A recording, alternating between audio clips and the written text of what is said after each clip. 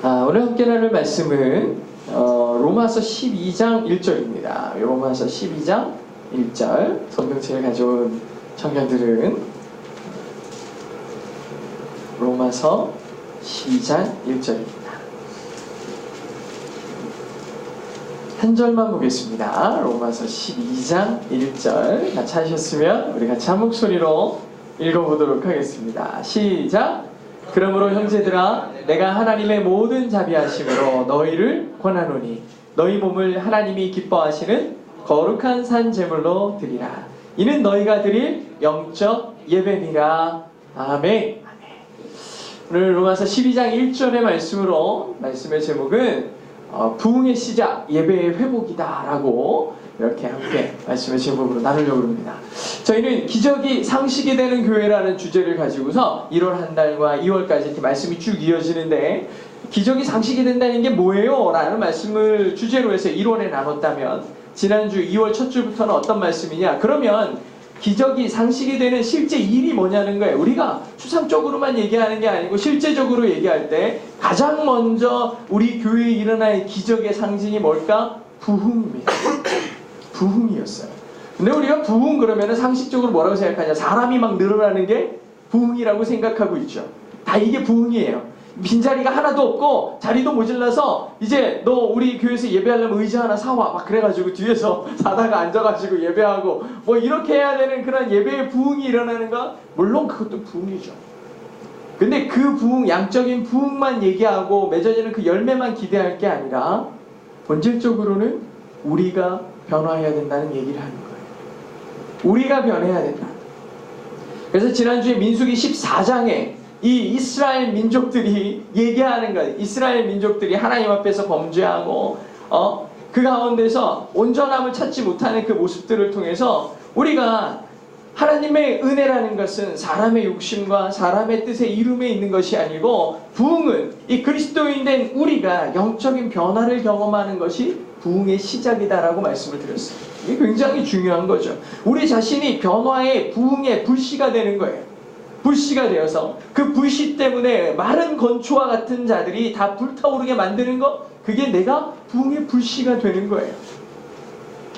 저 미국에 얘기했었잖아요. 예일과 프린스턴에서 일어났던 청년 기도회가, 거기에 모여있던 사람들 가운데 한 사람이 누구였다고요? 언더우드였고 아펜젤러였다고요.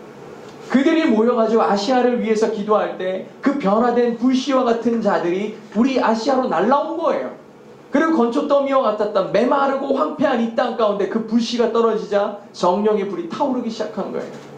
이 땅이 일제치하에 있었고 정말 어려운 가운데 있었지만 성령의 불타는 그 사람들 때문에 그들은 독립할 수 있었고, 마치 애굽에서 건져진 이스라엘과 같이 그들의 영혼이 살아있을 때 이 땅은 회복되는 놀라운 역사를 보게 되었어요. 이 땅에 변화된 사람들, 이 땅에 그렇게 변화된 불씨와 같은 사람들이 점점 많아지기 시작하면, 마치 이 은행동이라는 지역에 여기에 불씨가 떨어진 거예요. 어떻게 보면. 근데 그 불씨가 힘이 없어. 쑥 날아가 버려서 아무것도 아닌 것이 돼버리면 안 되겠죠. 이 불씨가 이 건초더미 위에 떨어졌을 때는 성령의 불을 태우는 역할을 해야 되겠죠. 그래서 지난주에는 부흥의 본질이 뭐냐에 대해서 함께 이야기를 나눴어요. 근데 부흥의 본질은 알겠어요. 그런데 내가 그 부흥의 불씨가 되려면 어떻게 해야 돼요? 여기에 대한 의문이 생길 거예요. 근데 잘 생각해보면 알 수 있어요. 이렇게 부흥이라는 것으로 내 삶이 변화가 되고 삶의 놀라운 일들을 경험한, 주님의 임재를 경험한 사람이 제일 먼저 하고 싶은 게 뭔지 알아요? 예배하는 거예요. 저희도 어렸을 때 우리 예전에 교회에 그 학생들이 수련회 갔다 오고 나면은 얼마나, 수련회 맨날 보면 제가 학생 수련회 가면 제일 은혜 받는 게 뭐냐면 새벽 2시까지 막 1시까지 막 기도시켜요. 막 끊임없이 기도시키고 막 목이 다 쉬어가지고 목 안 쉰 사람은 오늘 잠은 글렀어 막 이러면서 선생님들이 맨날 그렇게 하잖아요. 너 목 쉬었어? 빨리 말해봐. 막 이래가지고 괜히 막 거짓말을 이렇게 하고 그리고 딱 막 그렇게 하는 친구들이 있어요. 그렇게 해서 기도하고 오잖아요. 그러면은 얘네들이 그날 주일부터 아니면은 그냥 모이기만 하면 기도를 시작을 하는 거예요. 기도를 시작해요. 성령의 불이 타오르는 사람의 가장 큰 특징은 예배에 대한 갈망이 엄청 나오는 거예요. 교회 나와 예배하는 것뿐만 아니라 더 놀라운 사실은 삶을 예배로 바꾸는 능력이 생겨요. 그래서 부흥이 시작되는 것의 본질은 예배가 회복되는 거예요. 이게 굉장히 중요하답니다. 예배가 회복돼야 된다. 우리가 이 자리에 지금 예배한다고 얘기합니다. 일부 예배, 2부 예배, 대예배, 저녁 예배, 수요 예배, 새벽 예배, 수많은 예배들이 있어요. 다 예배한다고 예배 자리에 나와요. 여러분 한번 잘 생각해 보세요. 나에게 예배가 무슨 의미지? 나에게 예배가 무슨 의미지? 저는 어렸을 때 예배라는 것에 대해서 뭐라고 생각했는지 아십니까? 시간 되면 가서 앉아있는 거였어요. 예배가 있으니까 그냥 가서 앉아있어요. 안 나가면은 어머니한테 혼나죠. 아버지한테 혼나죠. 또 어느 시간 되면 이제 어머니 아버지로부터 좀 자유로울 때쯤 되면은 장로님이 쳐다보니까 예배의 자리에 있어야 되고 되게 거룩의 모양을 잃으면 안 돼요. 그래서 저는 항상 방송실에 가 있고 싶었어요. 방송실에 올라가 있으면 아무도 안 보이거든요. 딴짓하고 있어요. 막 졸려. 예배가 내내 진행됐지만 무슨 말씀을 하셨는지 뭐가 아무런 상관없어요. 그냥 끝났다 이러고서 되게 좋아하고 막 이랬어요. 그냥 그랬었어요. 예배가 그랬다고요. 예배 나에게 어떤 의미냐, 빨리 갔으면 좋겠는 거예요. 빨리 시간이 갔으면 좋겠다.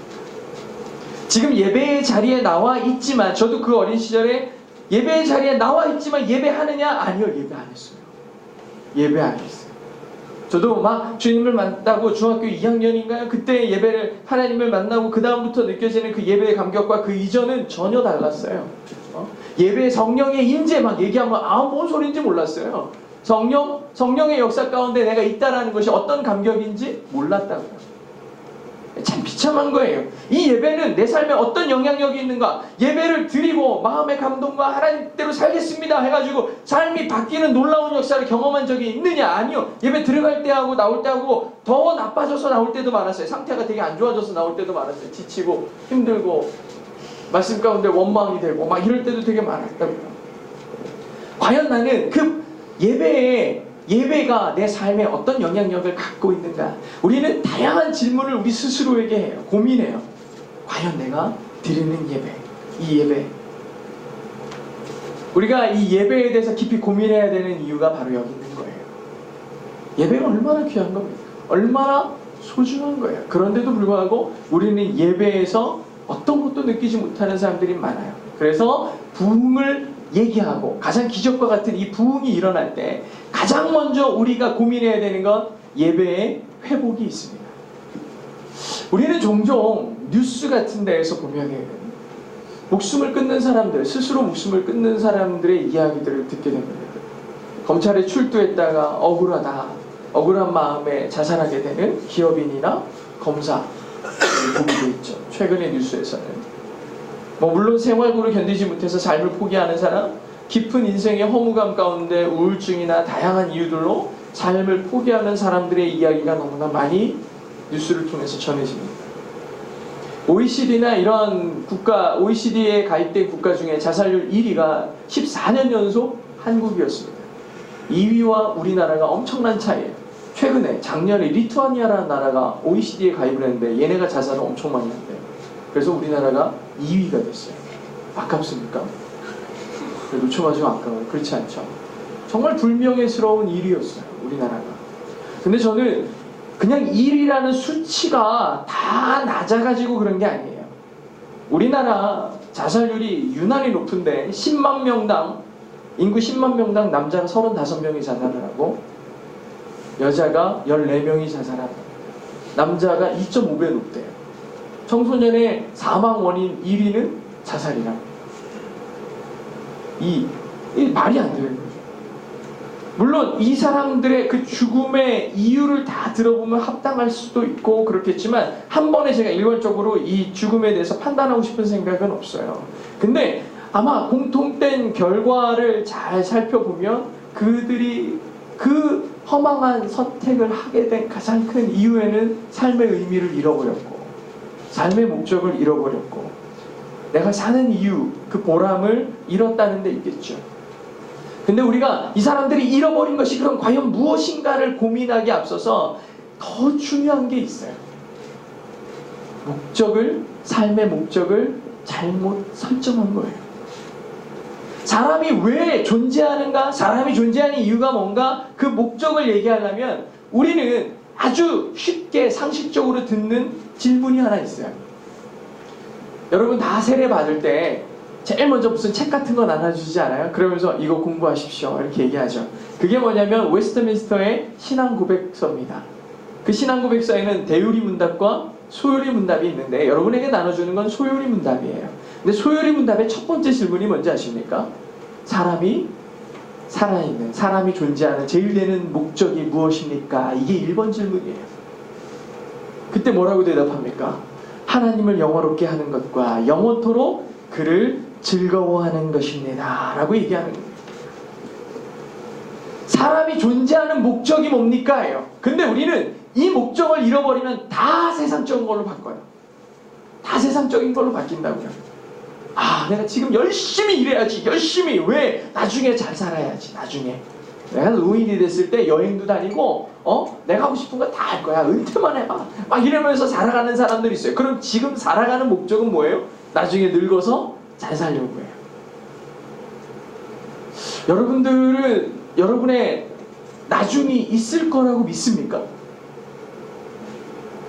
가끔 가다가 히스윌의 찬양에 보면은 오늘 살다가 내일 주님 만날지도 모르는 인생인데 이런 노래가 있어요. 깜짝 놀랄 말이죠. 엄청 무서운 가사예요. 그렇죠? 근데 그게 거짓말입니까? 오늘 잘 살다가 내일 주님 만날 줄 누가 아냐는 거예요. 김동국 목사님도 마찬가지. 김동국 목사님이 어느 날 설교하실 때 그랬거든요. 어느 날 차를 타고서 출근하고서 교회에, 그 숭의교회에 출근을 했는데 조금 있다가 사무실에 가가지고 뉴스를 틀었더니 다리가 무너졌다는 거예요. 다리가 무너졌대. 지금 그 길 지나왔는데. 그 무슨 대교죠, 이름이? 성수대교가 무너진 거예요. 그래가지고 사모님한테 가가지고 평소에 나한테 나 갔다 올게 이렇게 사모님한테 인사하고 갔는데 그날 이후로는 어떻게 했다고요? 나 간다. 이렇게 인사했대요. 갔다 오고 나면 나 잘 왔어. 이렇게 얘기했대요. 우리가 사람의 제일 되는 목적을 내 노후에 두고 좋은 집을 얻는 거에 두고 돈을 버는 거에 두고 내 권력을 얻는 거에 썩어질 것들에 두었을 때 그것을 얻지 못한 것 얻었는 줄 알았는데 잃어버렸을 때 삶의 목적이 잃어버려지는 거예요. 삶의 목적이 흐려지는 거예요. 내 사는 의미가 없어지는 거예요. 그러니 내가 가장 소중하게 여기는 것들이 사라지는 순간 나도 의미가 없어져요. 우리가 그리스도 안에서 나를 돌아봐야 되는 가장 큰 이유 중에 하나가 내 목적을 분명하게 하는 거예요. 내가 존재하는 이유, 내가 살아있는 이유, 그 목적이 뭐다? 하나님을 영화롭게 하고 그를 진심으로 기뻐하는 거예요. 하나님이 하신 일을 기뻐하는 삶, 그 삶을 사는 거예요. 하나님은 인간을 만드시며 그 분명한 목적을 두셨거든요. 사람이 존재하게 하신 이유는 하나님의 기쁨과 영광을 위한 거다. 이 목적을 잃어버릴 때 단 한 사람의 예외도 없이 인간은 허무해질 수밖에 없고 실패한 인생이라는 소위 자괴감을 느끼기 시작하는 거예요. 단 한 사람의 예외도 없습니다. 이 두 부류의 인생을 아주 적나라하게 드러내는 순간이 언제냐면 사람의 임종의 순간이에요. 마지막 죽는 거예요. 저는 이 임종의 순간에도 많이 갔고 정말 숨이 막 이렇게 넘어가는 순간에도 가서 기도해 주시고 이렇게 했던 적도 많이 있는데 가서 보면은요 딱 두 부류예요.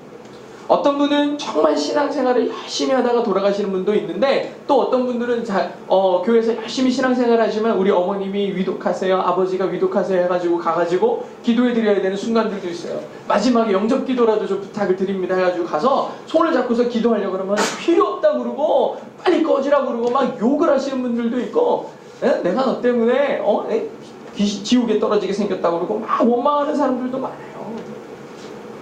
그렇게 살아갈 때 이 두 부류의 인생이 있어요. 목적을 잃은 사람, 인생의 마지막 순간에 허무함을 느끼는 사람은 인생의 마지막 순간에 느끼는 감정이 뭐냐? 두려움이에요. 두려움. 죽음이 두려워요. 죽음이 무서워요. 아직도 세상에 썩어질 것에 목적을 두다 보니까 이루지 못한 것, 이루었어도 죽음 앞에서 내가 하나도 소유할 수 없다는 것을 아니까 허무하고 두렵고 떨리는 거예요. 그런데 정말 이상한 건 정말 그리스도인들은 하나님을 영화롭게 하고 기뻐하는 삶을 살았던 이 그리스도인들의 죽음 앞에 두려움은 없어요. 이게 되게 신기한 일인데 오히려 죽음 앞에서 뭐라고 그러냐면 굉장히 기뻐하시는 모습을 가끔 봐요. 지금 가족들은 할머니, 할아버지 돌아가신다고 막 슬퍼하고 막 울고 있는데 울지 마, 울지 마. 괜찮아. 난 지금 너무 설렌다. 라고 얘기하시는 분들도 계세요. 조금만 있으면 주님을 만난다. 여러분, 그 사도 바울이 디모데후서에서 정말 이 디모데 엄청 사랑하는 아들과 같은 이 바울의 제자였잖아요. 이 바울이 디모데에게 쓴 편지에 보십시오. 나는 선한 싸움을 싸우고 내 달려갈 길을 다 마치고 믿음을 지켰는데 이제 이후로 나를 위하여 의의 멸관이 예비되어 있다. 내가 하나님의 영광을 지키기 위해, 그리스도의 복음을 지키기 위해 믿음의 경주를 끝까지, 이 죽음의 순간까지 열심히 달려왔는데 이제 내가 기대할 수 있는 건 뭐다? 의의 멸관이로구나. 하나님이 나를 이렇게 반겨주시지 않겠느냐? 의의 멸관을 예비해 두었으므로 주님 곧 의로우신 재판장이 그날에 내게 주실 것이다. 내가 이렇게 하나님이 기뻐함 가운데 살았고 살아있는 이유를 가지고 열심히 살았으니 하나님이 분명히 그 재판장 가운데서 나에게 의의 멸관을 준비하시고 나에게 주실 것이다. 근데 이거는 나에게만 하시는 얘기가 아니다. 주의 나타나심을, 주님의 임재를, 성령의 임재를 사모하는, 그 사모하는 모든 자들에게도 똑같이 주실 거다라는 소망을 얘기하시는 거예요. 이게 정말 사도 바울이 그 죽음 앞에서 디모데에게, 성도들에게 소망을 주는 거예요. 다들 얼마나 죽음 가운데 두렵습니까? 로마에 끌려가서 사자의 밥이 되고 수많은 예수를 믿는다는 이유로 죽음 앞에서 두려움에 떨고 있는 자들에게 걱정하지 마. 믿음의 경주의 끝에 너희에게 하나님이 선물을 준비하고 계시는데 그건 나에게도 주실 것을 내가 이렇게 기대하는 것처럼 너희들에게도 똑같이 하나님이 예비하셨어 라고 얘기하시는 거예요. 얼마나 큰 소망이에요. 얼마나 큰 기쁨이에요. 모든 삶이 하나님의 영광을 삶이었고 그분의 기쁨을 위해서 살았기 때문에 죽음 앞에서도 죽음이 두려울 이유가 없어요. 담대해. 오히려 막 설레고 기대하는 마음으로 이 죽음 앞에 서 있어요. 얼마나 다른 삶의 태도입니까? 진짜 잘 죽는 거예요. 노후에 내가 여행 다니고 저 푸른 초원 위에 뭐 그림 같은 집을 짓고 사는 거예요? 나중에 그렇게 안 되더라고요. 자식들이 다 뺏어가고 여행을 가고 싶어도 힘없어서 못 가더라고. 참 돈이 엄청 많은데 갈 수가 없어요. 힘들어가지고 갈 수가 없어. 참 불쌍한 거죠. 차라리 선교를 가라니까. 엊그저께 어떤 영상에 보니까 93살 된 할머니가 케냐에다가 고아원을 짓고, 원래 그 좀 젊을 때 계속 기부하고 이렇게 해서 케냐에다가 고아원을 줬어요. 근데 이제 마지막 연세가 93세예요. 손녀가 SNS에다 올린 거예요. 우리 할머니 참 멋있죠. 이분이 영적인 젊은이입니다 하면서 올렸는데 그 할머니가 케냐로 가는 비행기에 타는 모습을 사진을 찍어서 올렸어요. 고아원에 가서 내 남은 인생을 그 아이들을 위해서 쓰겠다는 거예요. 그렇게 하시면서 가시는 사진을 올렸어요. 누가 젊은입니까? 아직도 나이는 젊은데 노인의 때에 어떻게 살지를 고민하면서 사는 사람이, 이 사람은 그냥 노인인 거야. 근데 노인이 돼서도 여전히 영적인 젊은이의 영적인 열정을 갖고서 사랑하는 사람은 93세가 됐든 100살이 됐든 젊은인 거예요. 내가 죽음이 끝이 아니고 영원한 생명의 일부에 있다라는 이 소망을 갖고 살아가는 사람은 영적인 젊은이가 되는 거예요. 사랑하는 성도 여러분, 여러분의 삶도 마지막에 이렇게 감격과 기대가 있는 삶이 되시기를 주의 이름으로 축복합니다. 오늘 말씀의 본문인 로마서 12장은 아주 특별한 장이에요. 원래 로마서를 여러분이 잘 읽어보면 아시겠지만 로마서는 12장을 기준으로 해서 나뉘어요. 총 16장 중에 11장까지는 교리서예요. 교리서. 그리스도인이 알아야 되는 복음의 진리를 설명하고 있는 데가 11장까지예요. 12장부터는 뭐냐? 그리스도인의 삶에 대한 얘기를 써놓고 있어요. 그리스도인은 이렇게 살아야 되는데 제일 먼저 시작하는 12장의 첫 절이 뭐예요? 너희의 삶을 산제사로 드리는 영적인 예배를 드리라고 그러잖아요. 뭐 해라? 예배해라 라고 얘기하는 거예요. 예배해라. 예배해라.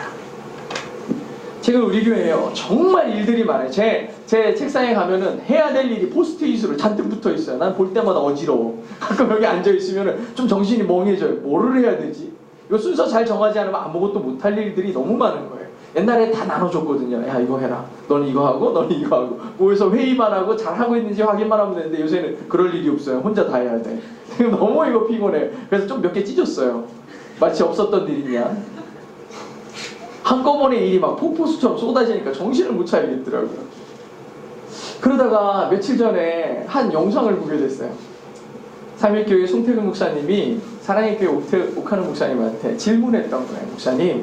목사님은 언제 목사로서 가장 행복함을 느끼십니까? 물어봤다는 거예요. 옥 목사님이 당연히 대답은 이런 거겠죠. 막 성도가 새롭게 변화되고 회복되고 교회가 막 부흥의 열매를 맺고 이럴 때 행복할 거다라고 대답했는데, 그렇게 대답하실 거라고 생각을 했는데 옥 목사님은 그렇게 얘기하시지 않았대요.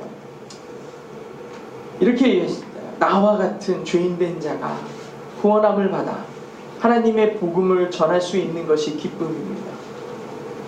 이렇게 얘기하셨어요. 물론 성도들의 변화와 교회가 부흥하는 일도 기쁜 열매일 수 있죠 라고 얘기했지만, 일단 자기 자신이 하나님 앞에 서 있고 나를 구원하신 하나님을 내가 고백할 수 있는 게 가장 큰 기쁨입니다 라고 얘기하셨다는 거예요. 이 변함없는 가치, 이 자격 없는 자를 하나님의 메신저로 사용하시는 것에 대한 감격을 고백하신 거죠. 이 말씀에 저도 한번 저 자신을 돌아봐야 됐어요. 매일 해야 할 일들, 정말 앞에 붙어있는 그 수많은 일들을 바라보면서 야, 이거 해서 좋은 결과가 맺어져야 되는데, 이거 해서 좋은 것들을 얻어야 되는데, 맨날 그런 거 고민하고 이 열매가 맺혀지지 않으면 어떡하지를 고민하는 나를 하나님이 과연 기뻐하실까 고민했어요. 과연 나는 이러한 목사님들의 고백처럼 정말 복음의 기쁨이 가득한 이 주의 말씀을 전하는 이 사역에 진짜 감사함으로 참여하고 있는가? 감사함으로 예배하고 있던가? 말씀을 전하는 것이, 우리 성도들에게 이 말씀을 전하는 것이 감출 수 없는 기쁨이었던가? 물어보는 거예요. 나는 과연 어떤가? 근데 잘 생각해보면 저는 사실 설교하는 거 되게 좋아했거든요. 저는 늘 아시다시피 몇 번 얘기했지만 엄청 소심한 사람이에요. 앞에 서는 거 되게 싫어하고 누가 뭐 시킬까봐 맨날 눈 안 마주치려고 애쓰는 사람 중에 하나인데, 근데 이 설교단에 강단에 서는 것은 정말 은혜인 것 같아요. 은혜이고 은사인 거죠. 그래서 이렇게 말씀을 전하는 걸 엄청 좋아했어요. 여러분들에게 말씀을 전하려는 시간은 기껏해야 한 30분, 길면은 40분 정도 돼요. 근데 실제 준비하는 거는 여러 시간이에요. 수시간, 막 옆에 책이 막 이렇게 쌓이고 막 보면은 뭘 그렇게 많이 보냐고 가끔 얘기할 때가 있어요. 그러게요. 별로 사실 쌓아놓기는 많이 쌓아놨는데 펴는 건 한 페이지도 안 되고 한 페이지에 몇 줄 안 돼요. 근데 그거 찾는데 오래 걸려. 그거 찾는데 오래 걸리는 목사님 다 그래요. 또 저만 그런 거 아니에요. 그리고 거기 써있는데도 또 쓰지도 않아요. 그냥 뭐 아 그렇구나 그래서 넘겨요. 그렇게 하면서 봐요. 그렇게 하는데 시간이 오래 걸려요. 한 4시간, 5시간. 근데 거기를 이렇게 읽다 보면은 정말 우리 성도들에게 꼭 전하고 싶은 정말 메시지와 그 단어 하나가 정말 은혜가 될 때가 있어요. 그리고 이 예배를, 이 설교를 준비하는 시간이 결코 지루하지 않아요. 너무 감사해요. 설교가 너무 많아지니까 좀 힘들어져요. 원래는 주일 예배에 완전 열심히 준비하고 이렇게 해서 이 말씀을 전해야 되는데 자꾸 예배가 이렇게 생겨나고 이렇게 되면서 하나님 앞에 제가 이 기쁨을 잃어버릴까봐 너무 두려워요. 말씀을 전하는 이 즐거움과 이 기쁨, 그리고 성도들하고 함께 나누는 이 말씀의 이 기쁨의 감격을 잃을까봐 너무 두려울 때가 많아요. 이 말씀을 전해야지. 제가 그 새벽에, 오늘도 새벽에 일어나서 말씀을 막 이렇게 다시 정리하면서 이 느껴지는 이 마음이 너무 이렇게 전해야 되겠다 이 생각이 들 때 되게 설레는 거 있잖아요. 얼마나 좋을까. 근데 내가 막 이렇게 설교를 하고 있는데 막 졸고 있고 막 이러면 아 주여 나만 은혜 받았군요. 뭐 이런 생각이 드는 거죠. 다시는 이렇게 하나님의 은혜를 나눌 수 있으면 좋겠다. 그런 마음이 들어요. 저는 교회와 뿐만 아니라 방송도 했고요. 또 선교단체에서 여러 차례 사역을 했어요. 여기에 갈 때마다 저는 대부분 청년들을 만났어요. 되게 젊은이들을 많이 만났는데 이들을 만나면서 가장 안타까운 건 뭐냐면 예배에 대한 사모함이 없어요. 예배를 막 갈망하는 마음이 없어요. 근데 저도 이해가 돼요. 저도 청년 때 그랬다니까요. 아침에 일찍 와가지고 문 열고서 교회에 들어가면은 방송 다 켜죠. 교회 정리하죠. 막 이렇게 하고서 예배를 준비를 해요. 그래놓고 제일 첫 번째 1부 예배를 드리고 2부부터는 뭐예요? 주일학교 사역이다. 뭐 성가대다. 막 사역들을 다 하잖아요. 그런데 오후 2시에 만약에 예배한다고 너희 청년 예배 와라 그러면 뭐라 그래요? 나를 죽여라 그러죠. 나를 죽이세요. 그래. 힘들어 죽겠거든. 새벽부터 나와가지고. 그러니 오후 2시에 예배를 와도 내내 졸고 있고 힘들어하는 자기 자신을 보면서 자괴감이 드는 거예요. 내가 이러려고 예배에 왔나. 막 이런 생각이 들고 그런 생각이 드는 거죠. 그러니까 예배에 오기가 싫었던 거예요.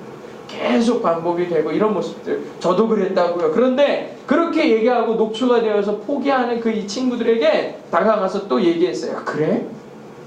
그럼 너 그렇게 아침부터 와가지고 교회에서 봉사하고 아침부터 일부 예배 드리고 각 부서에서 열심히 예배하면서 너는 주님을 만났냐? 라고 물어봐요. 그래서 그렇죠. 저는 만났죠. 그럼 그래? 그럼 그 예배 열심히 해. 이렇게 해요. 그런데 대부분 청년들이 뭐라 그래요? 자기는 예배 가운데 성령의 임재를 경험하지 못해요.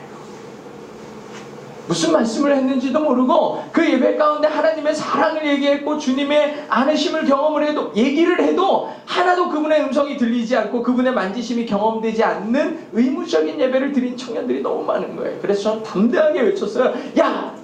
너는 청년이다. 너는 청년이다.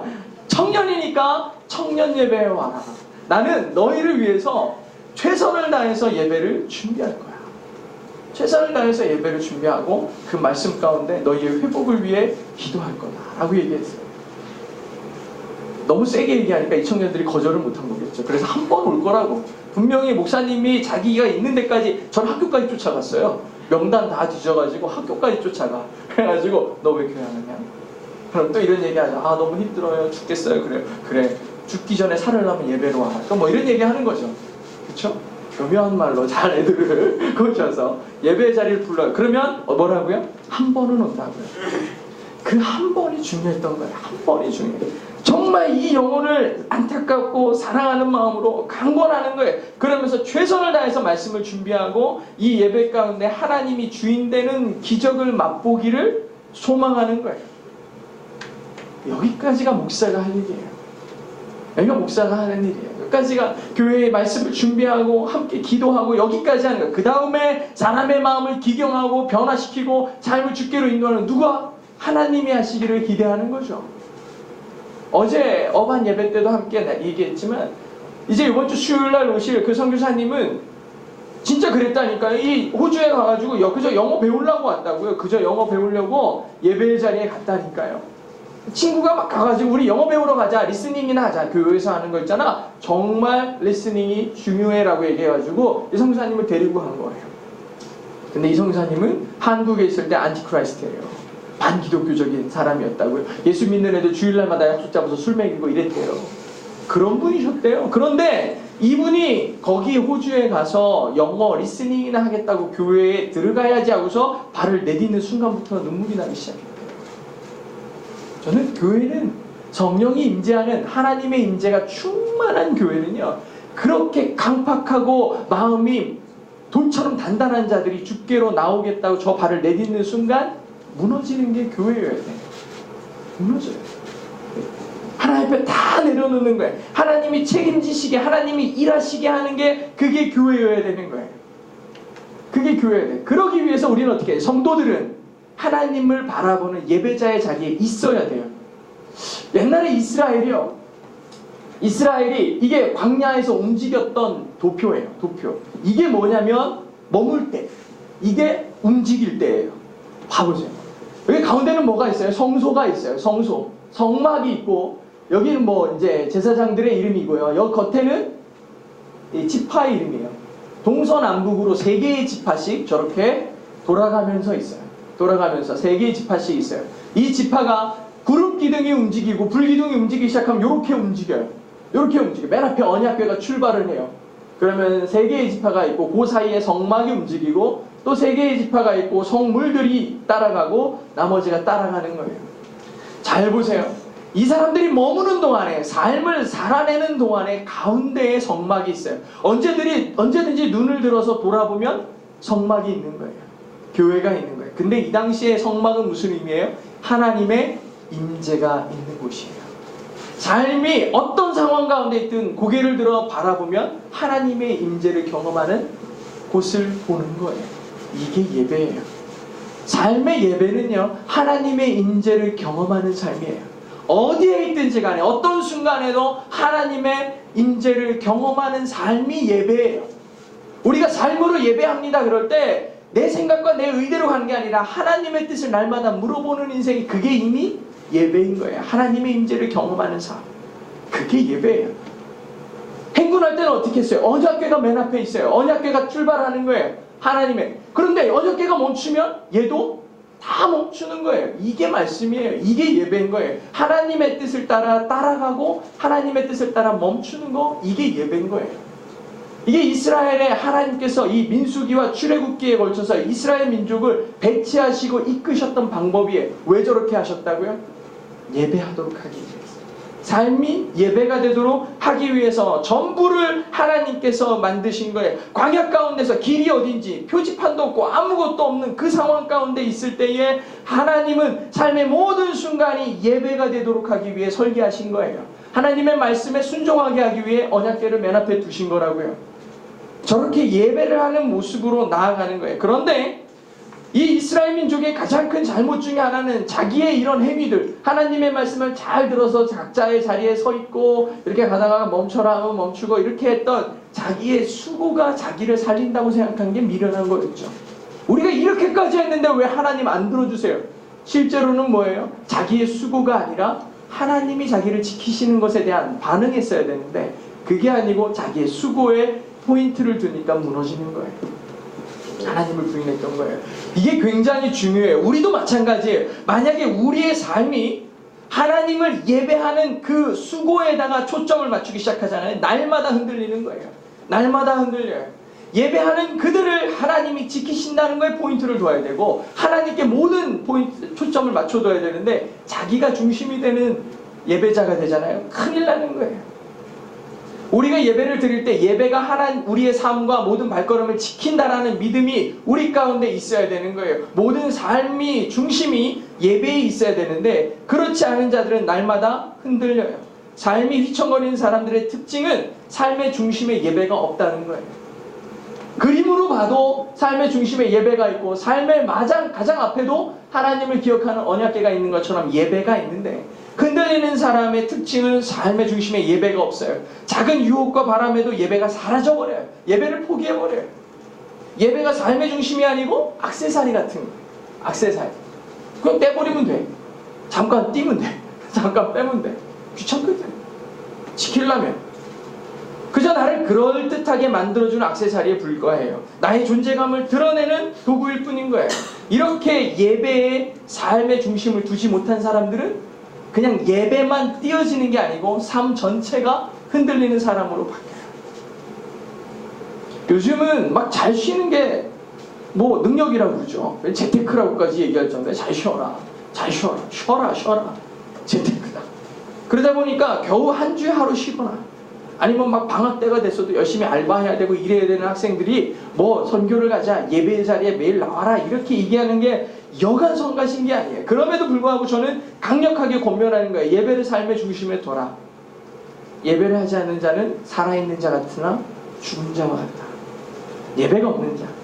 여러분 아무리 교회 오래 다니고 아무리 오랫동안 신앙생활을 했다고 하는 사람도 예배를 한 달만 안 들어보십시오. 그 입술에서 무슨 말 나오는지 알아요? 예배 소용없어. 기도해봤자 뭐해. 하나님 들으시지도 않아. 하나님을 부인하진 않지만 삶의 능력을 잃어버린 채 살아가는 걸 봐요. 아무 말이나 막 해. 예배 안 드리잖아요. 신앙의 고백을 안 하면서 살잖아요. 아무렇게나 아무 말이나 하면서 살아요. 삶이 그냥 아무 말 같은 인생이 되는 거라고요. 예배가 살아야 우리가 사는 건데 예배는 우리의 생명줄과 같은 건데 예배를 잃어버리면 우리도 생명을 잃는 거예요.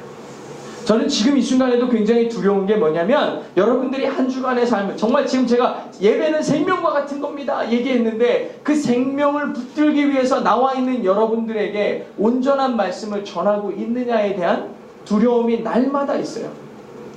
이렇게 생명줄과 같은 예배를 사모함으로 나온 성도들에게 과연 이 예배가 영적으로 살아있는 예배인가 하나님의 임재가 있는 예배가 되고 있는가에 대한 두려움인 거예요. 그건 물론 저의 능력은 아니죠. 저의 능력은 아니겠지만 하나님의 임재의 자리가 이 교회가 되고 이 시간이 되도록 우리는 뭐 할 필요가 있느냐? 기도하고 중보할 필요가 있어요. 저는 이 예배가 정말 아까 전에 그 선교사님이 교회에 들어오면서 느꼈던 그 알 수 없는 그 힘에 의한 쏟아지는 눈물과 회개의 고백이 일어나는 그런 예배가 되기 위해서는 우리 공동체가, 우리 교회가 다 같이 먼저 예배를 준비해야 되는 거예요. 예배가 시들어 있는 교회 있죠. 거기 가면은 다 장례식 같아, 교회가. 왜 교회는 다 검은 양복 입고 와가지고 다 앉아가지고 꼼짝도 안 하고 정말 얼굴은 다 오만상을 찌그리면서 정말 감격이 없이 슬픔과 그 죄의 정죄에 대한 아픔만 가득한 예배, 장례식장 같잖아요. 마치 화분에 오랫동안 물 앉아가지고 다 시들어버린 화초와 같은 모습으로 다 앉아있고 다 온갖 그 아픔을 안고서 앉아있는 것처럼 그렇게 하고 있죠. 근데 예배는 기본적으로 뭐예요? 감격이에요. 하나님이 임재한다고 생각해봐. 이로처럼 놀라운, 앞에서 바다가 갈라진다고 생각해봐. 놀라운 거 아니에요? 배고프다고 그랬더니 막 하늘에서 만나가 쏟아지고 고기도 먹고 싶어요. 그러니까 막 메추라기가 날아와서 자기 앞에서 막 다 굽부러지는 막 이런 기적들을 볼 때 놀랍지 않아요? 별거 아니네. 뭐 이럽니까? 감격이잖아요. 근데 그 일을 행하시는 하나님이 지금 여러분 앞에 임재하신다고요. 이 감격이 우리 가운데 있는가? 기본적으로 기쁨과 감격이 있는 게 예배인데 왜 예배가 장례식 같은 분위기로 가야 될까? 이거는 이 예배의 분위기는 우리 성도들의 영적인 상태에 대한 반영인 거예요. 제가 엄청 큰 교회도 가봤지만 그 큰 교회가 엄숙하고 거룩함을 가지고 있는 게 아니고 막 살아있음이 막 느껴지잖아요. 막 살아있고 막 근데 왜 그런 거예요? 교회가 살아있어요? 성도들이 살아있다니까요. 예배 시작하기 이미 1시간 전인데도 다 곳곳에서 막 기도하고 있는 그 소리가 우리의 심장을 뛰게 하지 않아요? 막 놀랍잖아요. 되게 감격이잖아요. 이게 살아있는 거구나. 그러면은 그것만 보고 그럴 게 아니고 여러분들이 예배 시작 1시간 전부터 저 구석에 가가지고 또 이 구석에 와가지고 기도하는 거예요. 그러면 누구가 들어, 야, 이 교회는 살아있구나. 성령이 함께 하시는구나. 하나님의 임재가 있구나. 공동체가 예비되어야 되는 거예요. 예배를 위해 기도하고 예배를 위해 최고의 준비를 하는 자세가 필요해요. 저도 기도와 말씀으로 당연히 준비하지만 여러분들도 최고의 준비로 예배의 자리에 나와야 돼요. 우리의 모든 힘과 모든 정성을 다해 아까 로마서 12장 1절의 말씀처럼 우리를 산 제사로 드리는 예배가 돼야 돼요. 영적인 예배. 예배가 돼야 된다. 다 시든 화초에 물을 주잖아요. 저는 집에 가끔 보면은 흙이 다 마르고 그냥 이렇게 꽂혀 있기만 한 것 같은 애가 있어요. 사모님한테 이거 버리자. 그러면은 저한테 모르는 소리 하지 말라고. 저한테 봄 돼서 물 주면은 살아난대요. 거짓말 하지 말라고. 다 말랐거든. 근데 거기다 물을 줘요. 물을 주잖아요. 살아요. 살 뿐만 아니라 잎사귀가 딱 이렇게 맺히는데 잎사귀 끝에 물방울이 달려있어. 너무 신기해. 난 그게 너무 예뻐요. 그게 제일 예쁘더라고요. 물론 볼품은 없어요. 볼품은 없는데 그 마른 가지에 파란 잎이 돋아나고 끝에 물방울까지 맺히는 거예요. 살아나더라고요. 살아나요. 공급이 살아나게 만들어요. 예배의 감격을 경험한 성도들의 얼굴이 빛이 나고요. 하나님의 공급하심이 물방울로 맺혀져서 떨어진다니까요. 이웃에게 넘쳐 흐르는 거예요. 이웃에게 넘쳐 흐르고 넘쳐 흐르고 넘쳐 흘러요. 예수님을 만난 주의 성도들의 반응이 뭐예요? 딱 이거예요. 그 배에서 생수의 강이 흘러나오리라. 그 배에서 생수의 강이 흘러나오리라. 하나님으로부터 공급받은 그것들이 잎사귀 끝에서 방울이 맺혀지고 떨어지는 것처럼 우리 안에도 넘쳐 흐르는 하나님의 성령의 역사가 생수의 강물이 돼서 이 배가 뭐예요? 진짜 우리 배예요. 여기 배에서 가장 깊은 곳, 그 당시 사람들이 기억할 수 있는 사람의 가장 깊은 곳이 배 속이에요. 근데 거기에서 뭐가 나온다고요? 생수의 강물이 터져 나온다는 거예요. 내가 듣는 말을 듣고 내가 하는 그 숨결과 하나님의 음성에 반응하는 사람들은 저렇게 생명을 얻어요. 서로를 보면서 감출 수 없는 기쁨이 생겨난다고요. 얼굴 볼 때마다 그런 게 아니고 정말 사랑스럽다고 주님의 마음으로 그렇게 시작하는 게 바로 예배예요.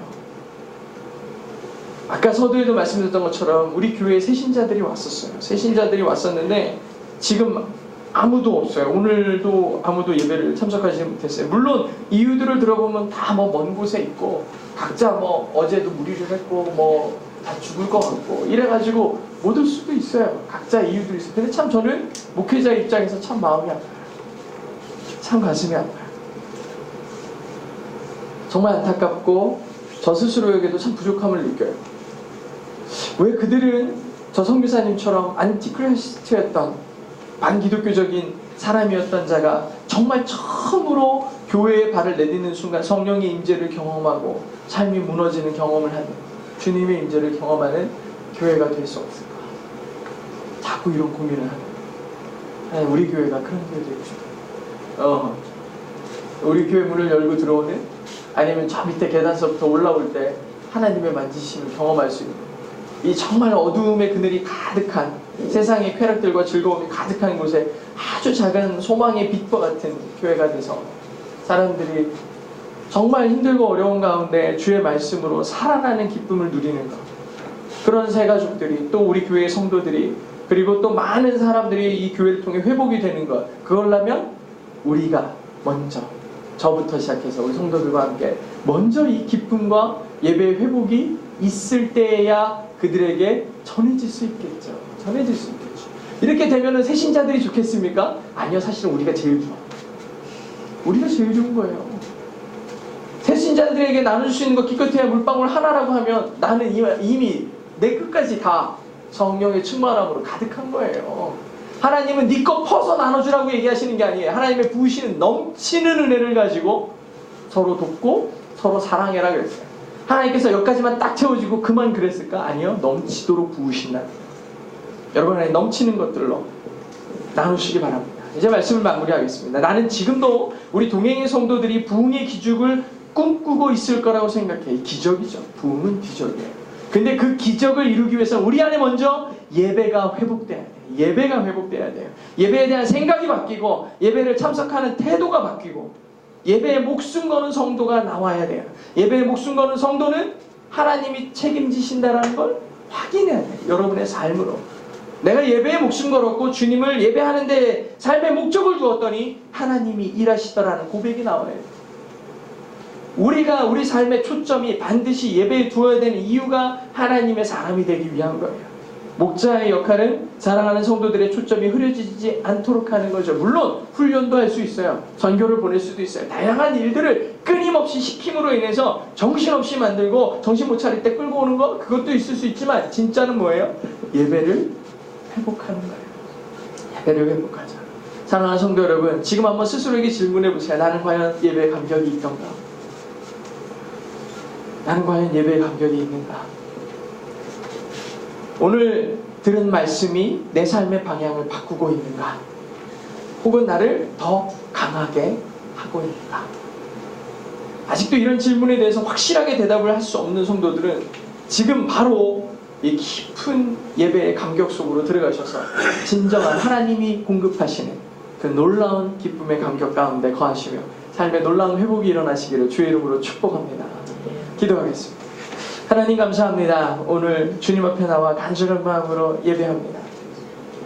우리는 주님을 예배한다라고 얘기하는데 너무나 많이 들었고 너무나 흔한 단어와 같아서 당연한 듯이 입에서 고백하지만 사실 실상을 돌아보니 나는 주님을 예배하지 않고 있는 것을 보게 됩니다. 아버지 안에 그저 내 불만을 쏟아놓기 바빴고 내 아픔을 쏟아놓기 바빴고 내 삶의 분주함들을 토로하기 바빴던 그런 예배였고 기도였습니다. 근데 진짜 예배는, 나를 살리는 예배는, 성령의 임재가 있는 예배는 나의 모든 처지들을 내려놓고 하나님만으로만 기뻐하는 것, 하나님으로 살아가는 것, 이것이 진짜 예배임을 다시 한번 보게 됩니다. 사랑하는 우리 성도들이 삶의 모든 짐들을 다 내려놓고 주님 앞에 기꺼이 거하기 시작할 때 주님이 일하실 줄로 믿습니다. 아버지 하나님, 이스라엘 민족이 정막 한가운데로 두고서 살았던 것처럼 언약궤를 맨 앞에 두고 그분의 이끄심에 전적으로 반응하는 인생을 살았던 것처럼 모든 삶의 순간이 하나님의 전적인 이끄심과 하나님의 개입으로 살아냈던 것처럼 우리의 삶도 하나님께서 모든 순간 가운데 함께 하실 수 있도록 우리가 예배에 순종하게 하시고 예배에 초점을 맞추게 하시고 예배로 살아내는 능력을 얻어내는 우리 믿음의 성도들 되게 하여 주시옵소서.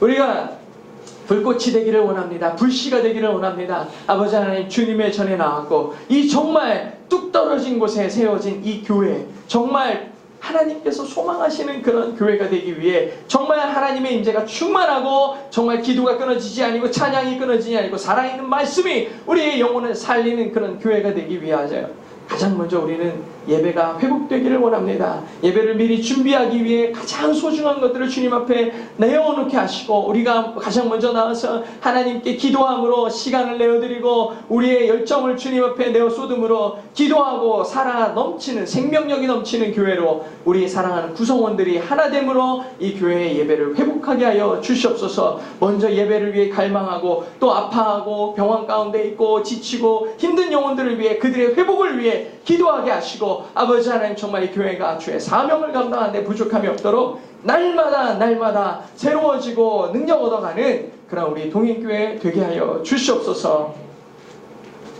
하나님 아버지 감사합니다.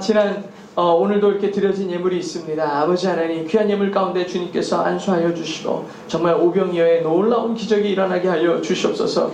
저희도 물질적으로 여러 가지로 부족하고 개척교회로서 여러 가지 어려운 점들이 있지만 그래도 금년 한 해 정말 세계 각지에서 수고하는 우리 선교사님들을 중보하며 물질적으로도 여러 가지 모양으로도 섬기려고 합니다. 아버지 하나님 끊이지 않게 하시고 과부가 자기의 모든 것을 내었을 때 하나님께서 넘치도록 부으셨던 것처럼 아버지 우리 교회 가운데도 넘치도록 돕고 서로를 살릴 수 있는 정말 흘러보낼 수 있는 풍족함이 하나님의 은혜 가운데 채워지게 하여 주시옵소서.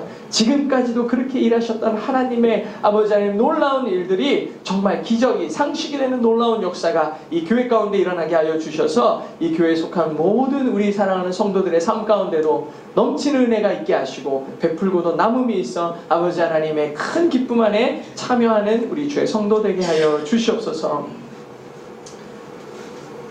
지금은 우리를 위하여 십자가의 고통을 감당하신 우리 주 예수 그리스도의 크신 은혜와 그 아들을 보내시기까지 사랑하신 하나님 아버지의 극진하신 사랑하심과 성령님의 감화 감동 충만하신 은혜가 이제 내가 예배 회복의 불씨가 되길 소망합니다. 하나님을 예배하기 위해서 나의 삶에 최선을 다할 것이고 내 삶에 호흡하는 모든 순간도 하나님을 예배하는 감격이 넘쳐나기를 소망하는 마음이 있기를 간절히 기도하는 우리 사랑하는 성도들 머리 위에 그리고 그들의 삶과 가정과 학업과 모든 직장과 모든 기업 위에 이제로부터 영원토록 함께 계실지어다.